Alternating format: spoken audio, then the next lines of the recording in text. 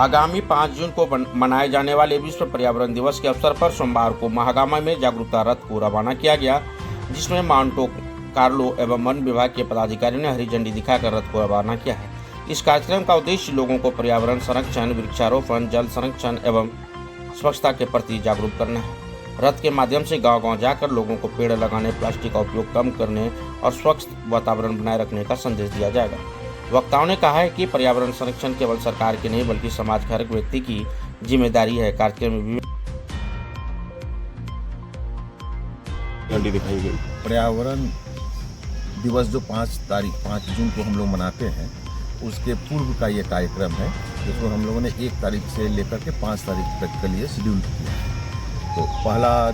आज जो है कार्यक्रम था कि पर्यावरण रथ को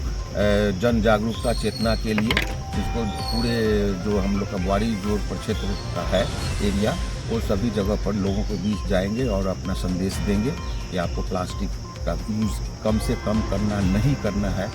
और वृक्ष ज़्यादा से ज़्यादा लगाना है। अभी आप देख ही रहे हैं कि अभी वर्तमान समय में जो है अनियंत्रित ताप और अनियंत्रित वर्षा को हम लोग अभी झेल रहे हैं। जैसा कि आप जानते हैं अभी नौतपा चल रहा है।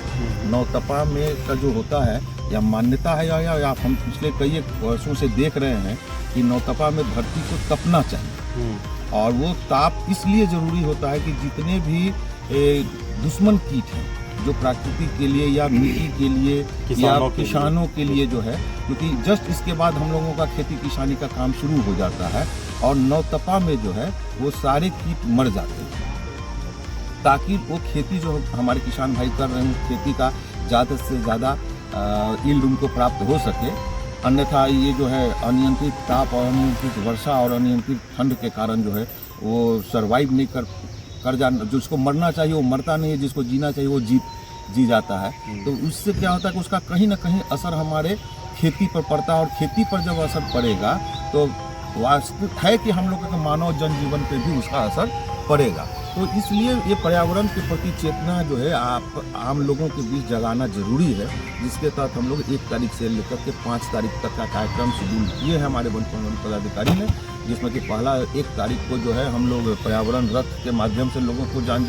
जागरूकता का अभियान करेंगे और इसके बाद 2 तारीख को जो है हम लोग रक्षाबंधन, जो हमारे एग्जिस्टिंग जंगल है, जो हमारा प्राकृतिक पेड़ है, उनको कैसे बचाया जाए, किस तरीके से उसको सुरक्षित रखा जाए, संरक्षित रखा जाए। जो इलिसिएट फेलिंग या इलिसिएट माइनिंग हो रहा है, अवैध खनन या पातन जो हो रहा है, वो जो हम लोग अपने निहित स्वार्थ के लिए जो कर रहे हैं इस तरीके, तो उस चीज़ को ना करें, क्योंकि लकड़ी की आवश्यकता तो है, लेकिन हम अपनी आवश्यकता को सीमित करें। अभी हमारी जो जनसंख्या है उसके अनुसार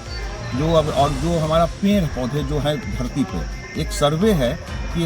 एक स्वस्थ जीवन जीने के लिए प्रत्येक व्यक्ति को 12 छोटे बड़े पेड़ की आवश्यकता होती है। और आप यह देख लें कि अगर आज ये कह दिया जाए कि आप अपने लिए एक पेड़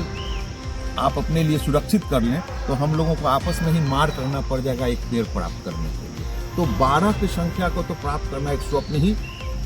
महसूस हो रहा है। तो ये चीज़ है कि ताकि लोगों में जागरूकता आ जाए, तो हम लोग जो अपने पुराने स्वरूप में लौटे, धरती को अपने पुराने स्वरूप में ला सके।